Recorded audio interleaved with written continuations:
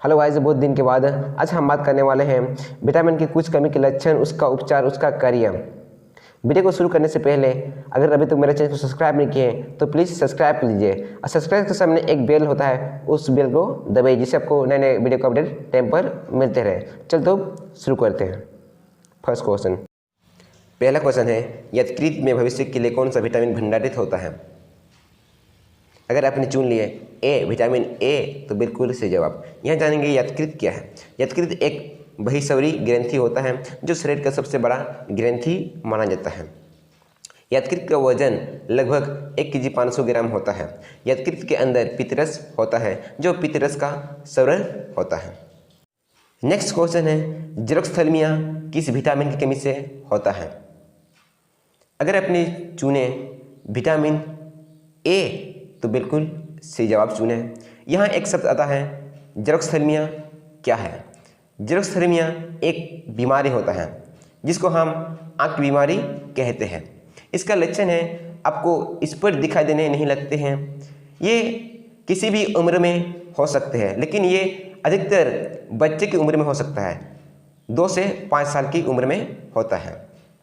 इसके दूसरा भाग होता है, उसके बारे में दूसरा वीडियो में चर्चा करेंगे, लेकिन इसका उपचार के लिए विटामिन ए को कमी को दूर करना है आपको। नेक्स्ट क्वेश्चन है ऑस्टियोमेलेसिया रोग किस विटामिन की कमी से होता है?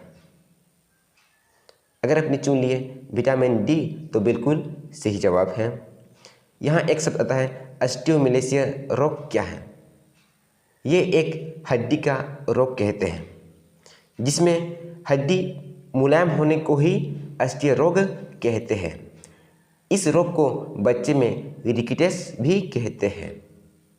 इसका उपचार है आपको विटामिन डी को कमी को दूर करना है।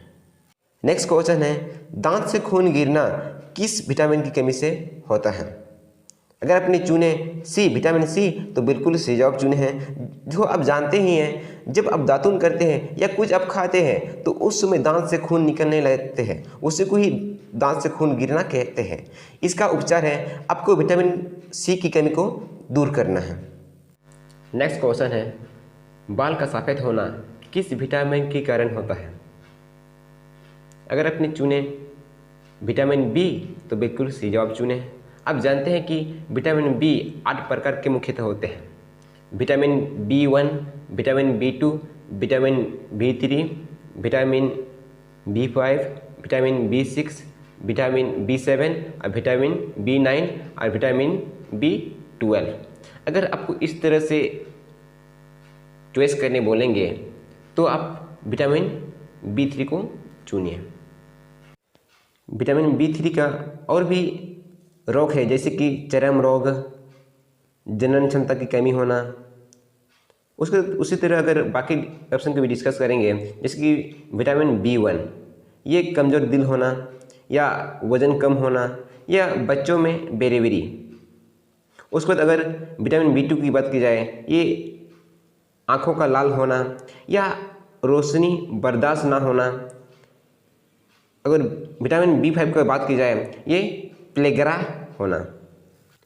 नेक्स्ट क्वेश्चन है कौन सा विटामिन की कमी से धीमी वृद्धि होती है? अगर आपने चुने विटामिन B12 तो बिल्कुल सही जवाब चुने हैं। अगर आपको इस तरह दिया रहेगा ऑप्शन में vitamin A, vitamin B, vitamin C, vitamin D, अगर ऐसे दिया रहते हैं तो आपको विटामिन बी चुनना है।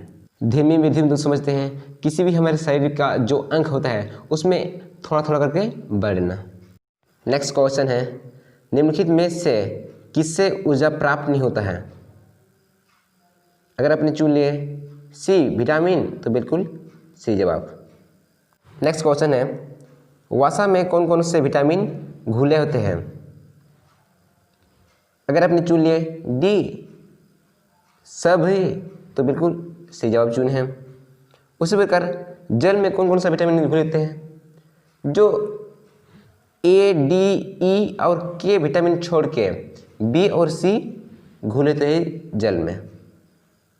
फिर नेक्स्ट है जो आज का होमवर्क है दूध में कौन सा विटामिन नहीं पाया जाता है? ये आज का होमवर्क है, मुझे कमेंट बॉक्स में कमेंट कीजिए।